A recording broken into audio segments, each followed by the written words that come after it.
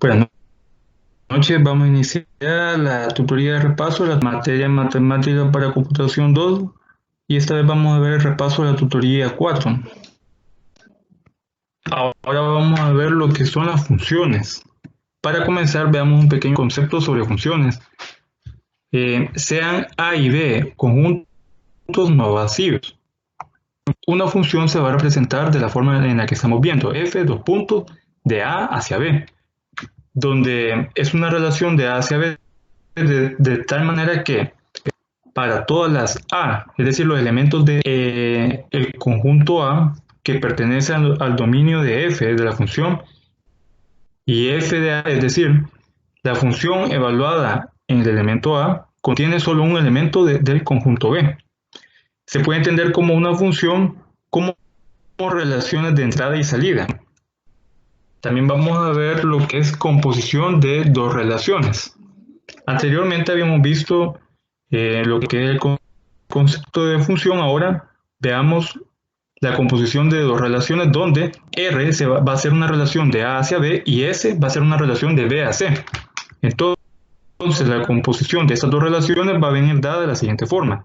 S composición de R, evaluada en A sub 1, donde A sub 1 va a ser un elemento o un subconjunto del conjunto A, que está dentro de la relación R. Entonces, para evaluar esta composición de relaciones, hacemos lo siguiente. Primero evaluamos la relación R en lo que es el subconjunto A sub 1. Luego de haber evaluado el elemento A sub 1 en R, se evalúa en S, en la relación S, y así se desarrolla lo que es una composición de dos relaciones. Veamos un ejemplo para tener mayor conocimiento sobre esto. Recordemos de que en la tutoría número 4 estuvimos viendo también todo lo que era las funciones y composición de funciones, y aquí vamos a ver un ejemplo para ir repasando lo que es ese concepto. Sea A igual a B igual a C, donde estos tres conjuntos están compuestos por los números reales y defina f, es decir, la función f de A hacia B, tal que f de A es igual a A menos 1, y la función g o la relación g está dada por de B a C, donde está evaluada en B es igual a tener B al cuadrado. Determine la composición de f con g evaluada en el elemento o en el argumento menos 2. La composición de la relación f con g, g con f evaluada en menos 2. Luego determinar la composición de f con g evaluada en x. Y después lo opuesto, que sería g con f evaluada en x. Vamos a calcular primero la composición de f con g evaluada en 2 en el argumento 2. Para comenzar, veamos la fórmula de la composición de dos relaciones. Tenemos la relación S y la R. Como la primera es la S, ponemos acá S, abrimos paréntesis y adentro del paréntesis general ponemos la relación R y la evaluamos en A sub 1, que va a ser un subconjunto de A. Entonces aquí tenemos F compuesta con G evaluado en 2, el subconjunto 2. Entonces, como F, la primera ponemos F, paréntesis, y adentro de ese paréntesis ponemos G evaluado en, bueno, acá era en menos 2. No, aquí le faltó el signo, pero es menos 2. Entonces tenemos la función F y adentro de la función F vamos a evaluar la relación G evaluada en menos 2. ¿Y cuánto equivale a G? G es igual a tener B al cuadrado. Como tenemos un menos 2 que va a ser el argumento que vamos a evaluar, entonces tenemos menos 2 al cuadrado, porque en vez de B, del elemento B ponemos menos 2 al cuadrado. Entonces tenemos que menos 2 al cuadrado es 4. Y ahora evaluamos el 4 en la relación F. ¿Y cuánto vale f? F tiene el valor de a menos 1. En vez de a vamos a colocar, porque aquí es como que tengamos f evaluado en 4. Entonces en vez de a ponemos 4. 4 menos 1. 4 menos 1 es 3. Y esa sería la composición de f con g evaluada en menos 2. Aquí le faltó el signo menos, pero es menos 2. Ahora lo opuesto. Vemos de que la composición de f con g no es lo mismo que tener la composición de g con f. Ahora lo vamos a ver en este ejemplo. Como la primera es g, ponemos g evaluado en f menos 2. ¿Cuánto vale f? A menos 2. Entonces decimos, como a va a ser, va a tomar el valor de menos 2, ponemos menos 2 menos 1, nos da menos 3. Ahora evaluamos g con el argumento menos 3. Y g vale b al cuadrado. Entonces en vez de b ponemos menos 3 al cuadrado y nos va a dar 9. Notemos de que la composición de estas dos relaciones f con g da 3 y la composición de g con f da 9.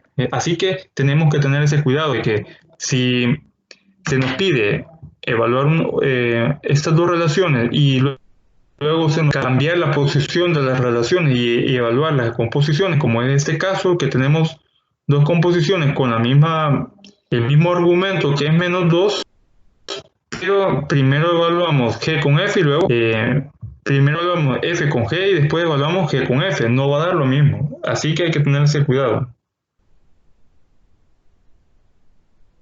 No son conmutativas. Ahora evaluamos f composición de g con el argumento x. Ponemos f, luego g evaluado en x. ¿Y cuánto vale g? G vale b al cuadrado. Entonces tenemos x al cuadrado. Al g evaluado en x tenemos x al cuadrado. Ahora evaluamos x al cuadrado evaluado en f. Como f vale a o es equivalente a tener a menos 1, nos queda x al cuadrado menos 1. Ahora se nos pide determinar la composición de g con f evaluado en el argumento x. Es decir, lo contrario. Primero fue f con g, ahora es g con f. Colocamos g, paréntesis, evaluado en f de x. ¿Por qué? Porque el argumento es x. ¿Y a qué equivale f? Equivale a menos 1. Significa que en vez de a ponemos x menos 1. Y nos queda en vez de f de x ponemos x menos 1. Ahora tenemos g evaluado en x menos 1 y sabemos que g equivale a b al cuadrado. Entonces x menos 1 va a quedar toda esta expresión elevado al cuadrado. Y al descomponer este binomio al cuadrado nos queda x cuadrado menos 2x más 1. Y así llegamos a la respuesta de evaluar la composición g con f en el argumento x.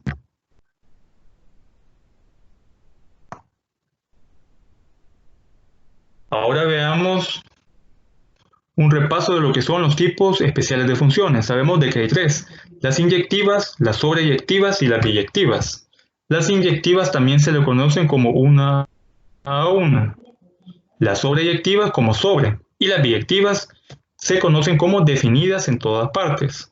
Y también están las funciones invertibles o la función inversa. Vamos a ver rápido lo que es un pequeño concepto de cada una de estas funciones especiales. Tenemos primero lo que es la función inyectiva, conocida como una o uno. Dice que una función, recordemos que son funciones representadas en relaciones. Tenemos la función de A hacia B, es inyectiva, sí, para cada imagen donde Y pertenece a B, es decir, el elemento Y pertenece al conjunto B, existe a lo sumo una preimagen, donde X es un elemento que pertenece a, tal que f de X es igual a Y. Aquí lo podemos ver de forma gráfica. Tenemos el conjunto A y el conjunto. Y dentro del conjunto A tenemos 4 elementos. desde x sub 1 hasta x sub 4. Tenemos el conjunto B, que está formado por los siguientes elementos: y sub 1, y sub 2, después y sub 3 y por último y sub 4. Para que una función sea inyectiva, como dice la teoría, debe existir a lo sumo una preimagen para cada imagen. En el caso del concepto de función que vimos al inicio, nos dice que una función se debe entender como relaciones de entrada y salida. Entonces aquí tenemos una relación de entrada y salida. Al conjunto A, que es el de entrada, se le va a llamar dominio, y al de salida, que es el codominio, el conjunto B, se le va a llamar como imagen. Entonces, para cada elemento de la imagen tiene que haber solamente un elemento de la preimagen, así como se ve en esta gráfica. Por ejemplo, si el x va a y sub 1, pero si x sub 2, en vez de tener la flecha en y sub 2, tuviera la flecha en y sub 1, significa que la preimagen de x sub 2 y x sub 1 van a dar hacia una misma imagen. Entonces, no fuera una función inyectiva. Vamos a ver esto con la función sobreyectiva. Algo también que hay que resaltar en lo que es una función inyectiva es de que algebraicamente tiene que comprobarse que tanto el elemento m como el elemento n van a pertenecer al conjunto A, tal es que la función evaluada en m va a ser igual a la función evaluada en n, donde estos dos elementos van a ser iguales, m con n. Veamos la función sobreyectiva. Tenemos la función f de a hacia b. Es sobreyectiva si para todo elemento del codominio, es decir, existe al menos un elemento del dominio, tal es que f de x es igual a y. Entonces, tenemos aquí tres elementos del conjunto B, que es el codominio. Tiene que haber por lo menos un elemento del dominio que se enlaza con un elemento del codominio. Es decir, que para cada y que vemos acá, tiene que haber por lo menos una x que va y tiene relación con ese elemento. Aquí vemos de que en el caso de la y sub 1, tiene relación con dos elementos de A. Es decir, un elemento del codominio, que es y sub 1, tiene relación con dos elementos del codominio. Y la condición para que sea sobreyectiva es de que al menos un elemento,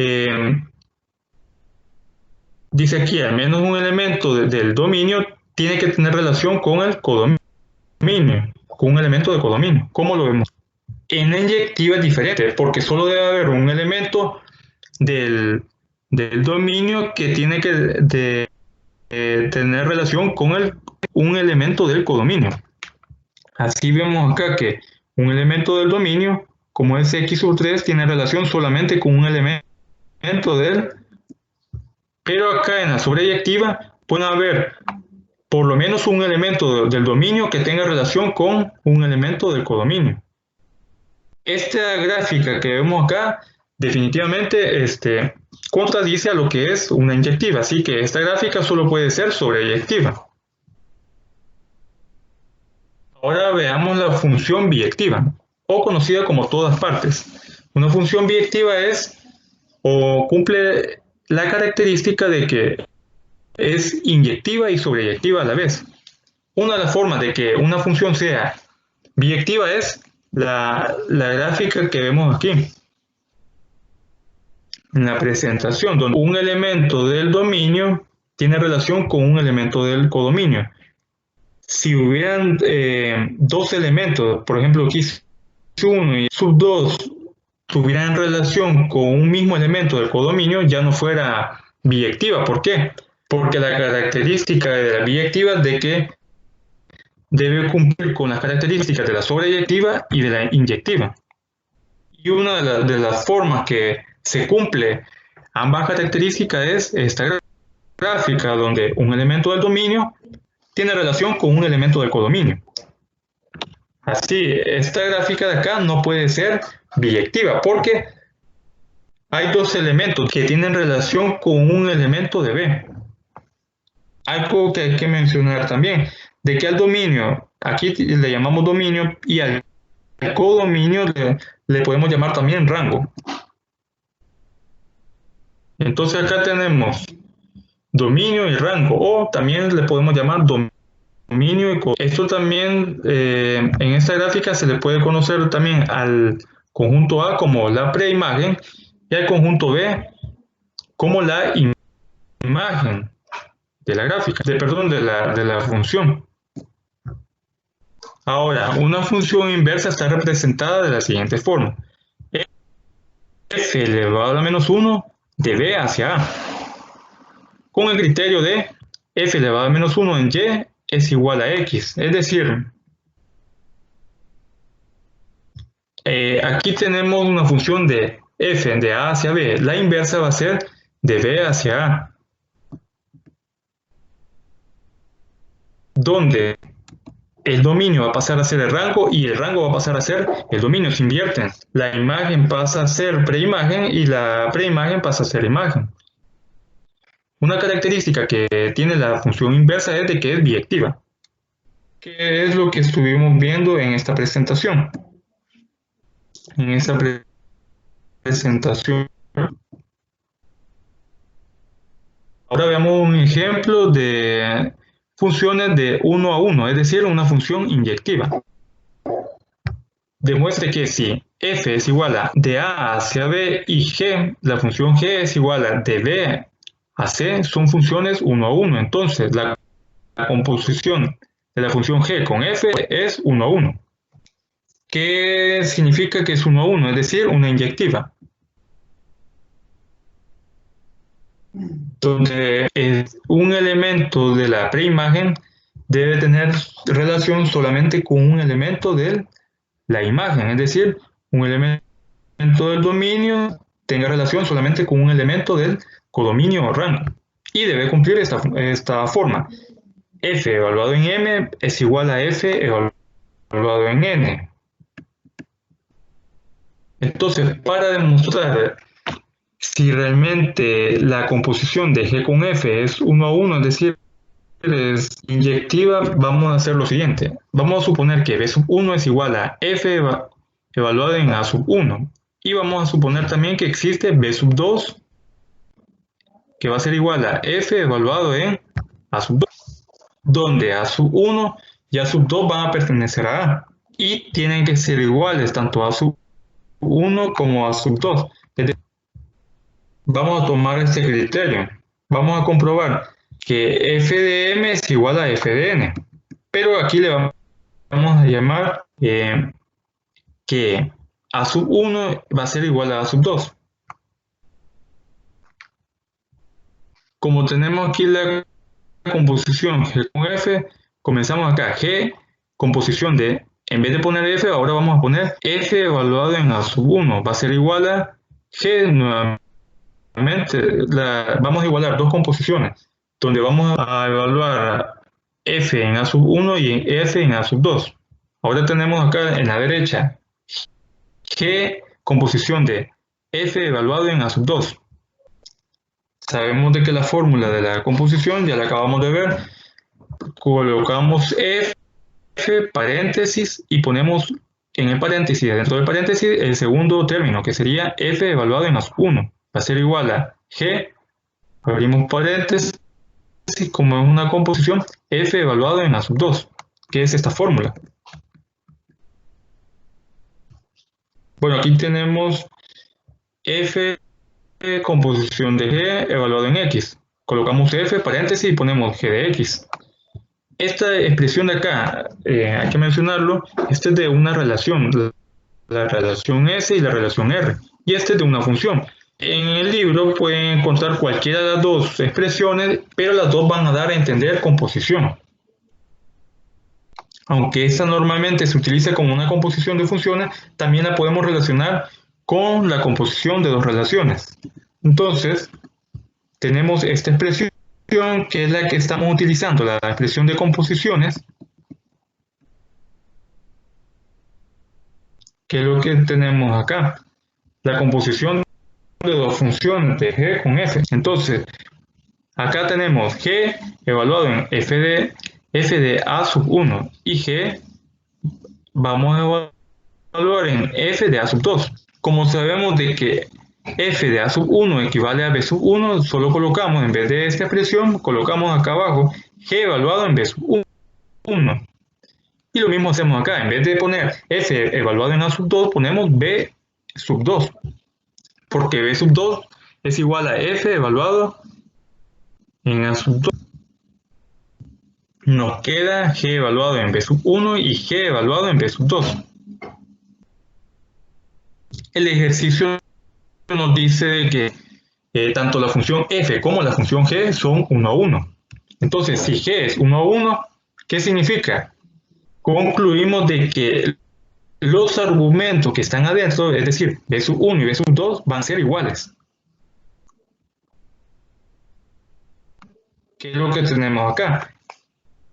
Si la función es inyectiva, los argumentos que están adentro de este paréntesis van a ser iguales. Entonces, b sub 1 y b sub 2 son iguales. Y como son iguales b sub 1 y b sub 2, significa que también la función f de a sub 1 va a ser igual a f de a sub 2. Y como siempre, volvemos al enunciado del ejercicio. Nos dicen de que tanto la función g como la función f van a ser 1 a 1. Entonces, si f es 1 a 1, significa que los argumentos de a sub 1 y a sub 2 también son iguales. Y por tanto concluimos de que la composición de g con f es 1 a 1.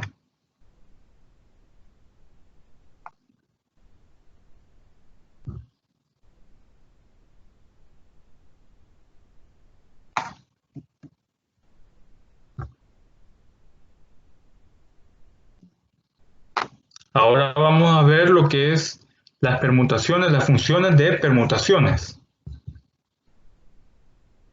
Una permutación es una biyección de un conjunto A. Estas funciones de permutaciones están representadas de la siguiente forma, como lo vemos acá en esta presentación. Comenzamos desde a sub 1 hasta a sub n elementos. Y abajo tenemos la permutación evaluada en a sub 1, la permutación evaluada en a sub 2, hasta llegar a una permutación evaluada a sub n de n elementos. P va a ser la permutación de un conjunto A finito. Ese conjunto A va a estar representado por elementos desde A sub 1 hasta A sub n. Y la secuencia P evaluada en A sub 1 hasta A sub n van a ser simplemente el reacomodo de los elementos de A. Es decir, los mismos elementos que vemos en la fila de arriba van a ser los mismos elementos de la fila de abajo, solo que reacomodados, puestos en distinto orden. Así que esto va a ser lo que es una función de permutación.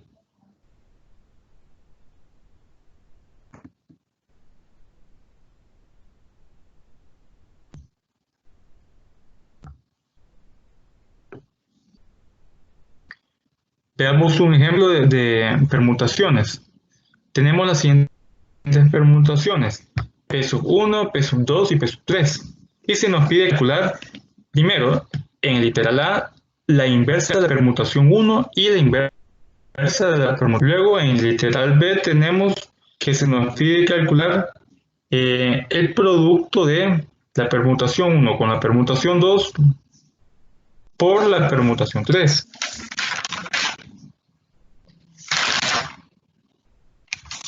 Así que vamos a comenzar con el literal A. Encontrar la inversa de la permutación 1 y la permutación 2. Aquí tenemos la permutación 1. Notemos lo siguiente. Tenemos 6 elementos en la fila número 1. Y en la fila número 2 también tenemos 6 elementos. Y si vemos, los mismos elementos de arriba, en la fila de arriba son los mismos elementos de la fila de abajo. Solo que reacomodados, puestos en orden diferente. Vamos a convertir esta permutación en una relación. ¿A qué nos referimos con convertirla en una relación? Cuando hablamos de esto nos estamos refiriendo que vamos a convertirlo en pares ordenados. Si nos fijamos en la forma general de una permutación, vemos de que aquí tenemos A sub 1 y abajo de A sub 1 tenemos la permutación evaluada o la secuencia de A sub 1. Es decir, que para formar esos pares ordenados vamos a formarlos con las columnas. Vamos a comenzar con la primera columna y el elemento de arriba lo vamos a relacionar con el elemento de abajo, así como acá. Vemos acá A sub 2 lo relacionamos con su elemento de abajo, que es la permutación evaluada en A sub 2.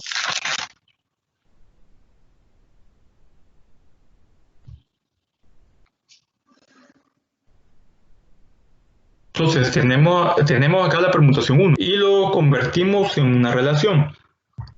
Relacionamos entonces el primer par ordenado, que sería 1 con 3, 1,3, luego 2,4, 3,1, 4,2, 5,6 y 6,5. Para sacar la inversa de una relación, vamos a invertir el primer elemento con el segundo elemento. Entonces, como acá tenemos 1,3, lo invertimos, ahora va a ser 3,1. Primer elemento y segundo. El primero pasa a ser el segundo y el segundo pasa a ser el primero.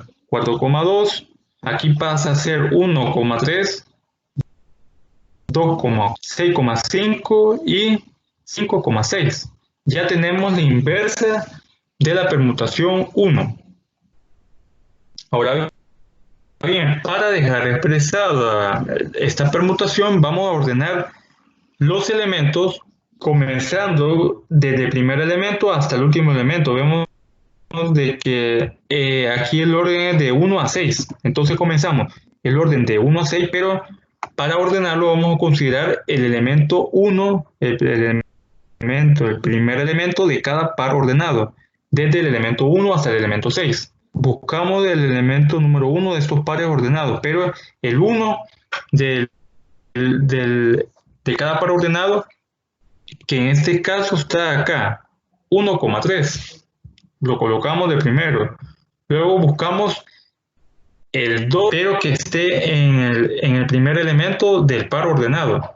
Aquí está el 2, 2,4. Ahora buscamos el 3 en el primer elemento del par ordenado, 3,1. Luego 4,2, buscamos 5,6 y 6,5. Teniendo ya las relaciones ordenadas del primer elemento hasta el último, en la permutación inversa, lo convertimos, aquí lo tenemos en relación, ahora lo convertimos a permutación. 1,3, siempre siguiendo el orden que tenemos acá de la expresión general de una permutación. Ponemos el primer elemento y abajo el segundo. 1,3, 1,3, 2,4, 3,1, 4,2, 5,6 y 6 y 5. Aquí porque está 6,5, entonces sería 6, 5. Y ahí tenemos la permutación 1, pero ya convertida a su inversa, la inversa de la permutación 1. Ahora con la permutación 2 se hace el mismo procedimiento. Primero convertimos en una relación a esta permutación y hacemos los pares ordenados: 1,2, 2,3, 3,1, 4,5, 5,4 y 6,6. Ahora hacemos la inversa de esa relación. Invertimos, el primer elemento pasa a ser el segundo y el segundo elemento pasa a ser el primero. 2,1 acá 1,3 hasta llegar a 6,6. Acá como tiene el mismo elemento en el primer elemento y en el segundo elemento tiene el mismo valor, 6,6, entonces queda igual. Ya que tenemos la relación, ahora lo convertimos, lo ordenamos. Colocamos desde el número 1 hasta el número 6, pero tomando en cuenta el orden del primer elemento. Buscamos el número 1 en el primer elemento de cada par ordenado. ¿Dónde se encuentra ese número 1 en estos pares ordenados? Que es acá, 1,3. Buscamos el número 2 que se encuentre en el primer elemento de cada uno de los pares ordenado. Vamos a buscar ese número 2, que sería este, 2, de ahí 3,2 hasta llegar a 6,6. Y luego lo convertimos en una permutación. 2,1, 3,2, 4,5, 5,4 y 6,6. Ya encontramos la inversa de la permutación tanto de la 1 como de la 2. Ahora nos están pidiendo el producto de estas permutaciones. También a esto se le conoce como composición de permutaciones. Recordemos de que ya vimos el símbolo de la composición de dos funciones o en este caso de dos relaciones. Composición de relaciones. Está separada por este símbolo de la O. Entonces, en una permutación se le puede conocer como composición de permutaciones o producto de permutaciones, que al final nos va a dar como resultado una permutación. Comenzamos con la composición de P de la permutación 1 y P sub 2. Aquí tenemos las permutaciones. Para realizar la composición o producto de permutaciones, iniciamos con el valor 1 de la permutación 2, el elemento 1 de la permutación 2. ¿Cuál es el elemento 1? Aquí está. Tenemos la permutación 2 y el elemento 1. Ese nos va a dar como resultado el valor de 2. Tenemos acá el 2.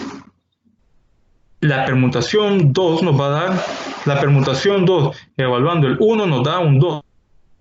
Ahora este 2 lo vamos a buscar en la permutación 1. Está acá. Entonces pongo acá permutación 1 evaluado en 2 nos da como resultado 1 y formamos un par ordenado del primer elemento que buscamos, que es 1, con el último elemento que es 4, 1,4. Es decir, esto, comenzamos con el 1, 1,2. Buscamos el 2 en la permutación número 1, que es 2, y el 2 nos va a dar un 4. Entonces relacionamos el primer elemento de la permutación 2 con el último elemento de la permutación 1. Entonces nos queda 1,4. Veamos otro elemento, el 2. El 2 nos va a dar un 3, como lo he puesto acá. Buscamos este 3 en la permutación 1, que es 3. Entonces relacionamos el primer elemento, que es 2, con el último elemento, que es 1. Y nos da el par ordenado 2,1. Veámoslo en esta parte de acá. La permutación 2, evaluamos el 2, que es este, y nos da un 3. Ahora buscamos el 3 en la permutación 1. Y el 3 nos va a dar un 1. Y hacemos el par ordenado 2,1. Recordemos de que para poder resolver esta composición de permutaciones vamos a hacerlo con la permutación 2 y luego nos pasamos a la permutación 1. Por ejemplo, buscamos el elemento 5. 5 con 4. Buscamos el 4. Es 4 con 2. Relacionamos el primer elemento de esta permutación 5 con el elemento 2. Es decir, tenemos acá 5. En la permutación 2 ocupamos 5. Nos va a dar un 4. Buscamos el 4 en la permutación 1, 4. Y ese nos va a dar un 4, nos da un 2. Y relacionamos el primer elemento con el último elemento, que es 5,2. De esta forma obtenemos los pares ordenados de esta composición y nos dan como resultado 1,4, 2,1, 3,3, 4,6, 5,2 y 6,5. Los ordenamos. De hecho, como hemos ido evaluando en orden desde el 1 hasta el 6, en la composición ya los tenemos ordenados. Notemos de que no se va a repetir el primer elemento de cada par ordenado, no se va a repetir del 1 al 6. Igual sucede con el segundo elemento, van a haber 6 elementos del 1 al 6, pero ninguno se va a repetir. Por ejemplo, no va a haber un par ordenado que diga 1,4 y 2,4. Simplemente no se van a repetir ni el primer elemento ni el segundo. Luego que tenemos esta relación, pares ordenados, formamos la permutación, así como lo hicimos anteriormente en la permutación inversa. Aquí tenemos 1,4, 2,1, 3,3, 4,6, 5,2 y 6,5. Luego que tenemos esta composición, permutación 1 con la permutación 2, calculamos el resultado de esta permutación con la permutación 3. Es decir, el producto de P1 con P sub 2, composición con la permutación 3. La permutación 3 es esta que tengo marcada acá. Y la permutación obtenida del producto de P sub 1 con P sub 2 es la que tenemos en esta parte. Para hacerlo más fácil a la hora de dejar indicado lo que es la resolución y hacer las relaciones de los pares ordenados, le llamé a composición de P sub 2 como P sub 4. Entonces tenemos acá lo siguiente. Relacionamos primero 1 con 6. Es decir, la permutación 3, evaluamos el 1, nos da 6. Buscamos el 6 en la permutación de este producto, que le voy a llamar P sub 4. Evaluamos P sub 4 en 6, nos va a dar, acá, evaluamos 6, nos da 5. Entonces tenemos de 1 a 5, es decir, el primer elemento con el último. De 1 a 5 tenemos 1,5. Ahora evaluamos 2. De 2 a 3. Buscamos el 3 de acá. De 3 a 3. Entonces nos queda 2 y 3. 2,3. Lo tenemos acá expresado también. Buscamos el 3. La permutación 3, el elemento 3 nos da un 2. ¿Qué es esto? Buscamos el 2 en esta permutación 4, que por el momento le he llamado 4. Entonces, de 3 a 2 buscamos el 2. De 2 a 1. Tenemos de 2 a 1. Así que relacionamos el primer elemento con el último, 3,1. Y así vamos haciendo todas las relaciones. De 4,5 buscamos acá 5 y 2. Entonces nos queda 4,2. 5 con 4, buscamos 4. 4,6 nos queda 5,6. ¿Qué es lo que vemos acá?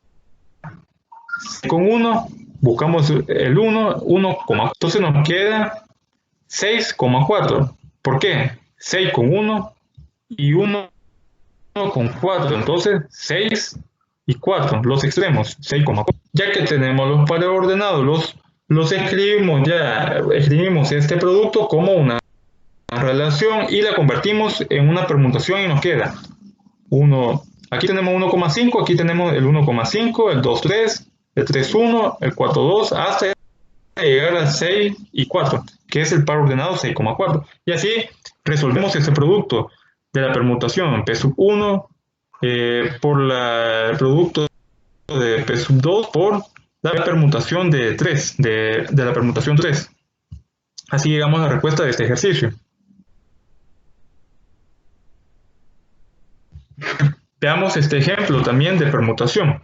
Tenemos el conjunto A con los elementos del 1 al 8 y se nos pide escribir la permutación como producto de ciclos disjuntos a la siguiente permutación. Pero, ¿qué es un ciclo disjunto? En la tutoría número 4 yo estuve explicando lo que era un ciclo, estuvimos viendo ese concepto, pero también vimos el concepto de un ciclo disjunto. Hoy vamos a recordar lo que es un ciclo disjunto, que es cuando dos ciclos del conjunto A son disjuntos porque ningún elemento de A pertenece en ambos ciclos. Es decir, dos ciclos del conjunto A son disjuntos si ningún elemento de A pertenece o aparece en ambos ciclos. Es decir, cada ciclo no va a tener los mismos del conjunto A. ¿Cómo formamos esos ciclos? Vemos acá la permutación y vamos a comenzar siempre con el elemento 1. Vemos de que el 1 nos va a dar un 2. El 1 nos da un 2. El 2 nos va a generar, ahora lo colocamos acá, el 2 nos va a generar un 3. El 2 nos genera un 3. El 3 nos genera un 1. Es decir, comenzamos con el 1, luego nos lleva al 2. Ahora, como terminamos en este 2, buscamos el 2 y lo tenemos acá. Nos llega un 3. Ahora 3 lo colocamos acá, 3 nos lleva a un 1. Y un 1 no podemos decir que nos va a llevar un 4, porque para continuar el ciclo tendría que haber un 1 acá, en la siguiente línea, en la siguiente columna. El 1 está al inicio, entonces ahí se cierra un ciclo. Y nos forma el ciclo 2, 3 y 1. ¿Por qué? Porque estamos colocando, el ciclo va a ser esta parte de abajo, 2, 3 y 1. Lo podemos ver acá. El 1 nos genera un 2. El 1 nos genera un 2. Buscamos el 2. El 2 nos genera un 3. El 2 nos va a generar un 3. Ahora el 3 nos va a generar un 1. 3 nos genera un 1. Y el ciclo vuelve al inicio. Es decir, vuelve hasta acá. Por eso nos genera un ciclo de 2, 3 y 1. Como ya volvió al inicio, ahora comenzamos con el siguiente elemento. Un nuevo ciclo, 4. El 4 nos lleva a un 4. Buscamos en la siguiente línea o en la siguiente columna un elemento 4, pero vemos de que no hay. Significa que este va a ser un elemento, esto va a ser un ciclo de solamente un elemento. Se forma el ciclo 4 con un elemento. Ahora, como se cerró ese ciclo, seguimos al siguiente elemento, que es el 5. El 5 nos lleva a un 6. Buscamos ahora el elemento 6. El 6 nos lleva a un 7. El 7, buscamos el 7. El 7 nos lleva a un 8. El 8 nos lleva a un 8 nuevamente. El 8 a un 5. El 5, volvemos al inicio. Entonces significa que el ciclo es 6, 7, 8 y 5. Lo que vemos acá. 5 nos lleva a un 6. Nos lleva a un 6. 6 a un 7. 6 nos lleva a un 7. 7 a un 8. Buscamos el 8 ahora. 8 nos va a llevar a un 5. Es decir, ¿dónde comenzamos ese ciclo? El 8 nos lleva a un 5 y volvemos de nuevo al ciclo. Se forma el ciclo 6, 7, 8 y 5. Tenemos 3 ciclos. Y notamos de que en los ciclos que tenemos no hay ningún elemento de cada uno de los ciclos que se repita en el siguiente ciclo. Aquí los tenemos ordenados. Colocamos a P, o es decir, la permutación, como un producto de ciclos disjuntos.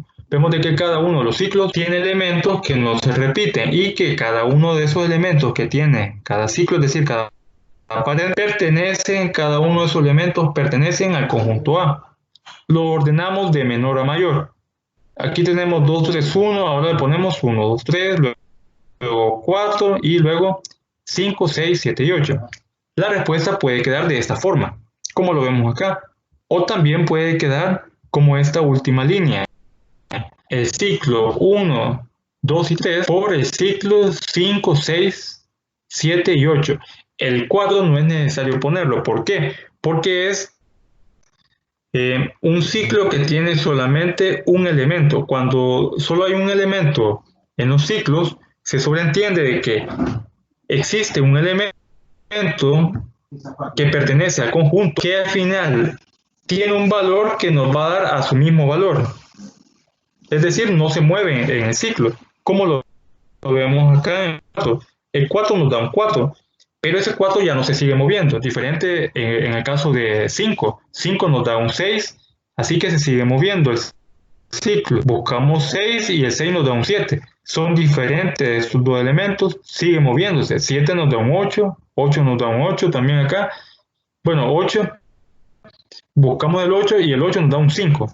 De 5 ya no se mueve porque es donde comenzó el ciclo. Entonces, la respuesta puede quedar de estas dos formas. Ya sea que se coloquen todos los ciclos, incluyendo el ciclo que solo tiene un elemento, o que no se coloque el ciclo que tiene solamente un elemento, porque se sobreentiende de que ese elemento simplemente nos da el mismo elemento.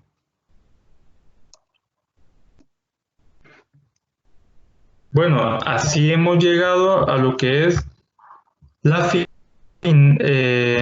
lo último de lo que es este repaso, esta videoconferencia de repaso.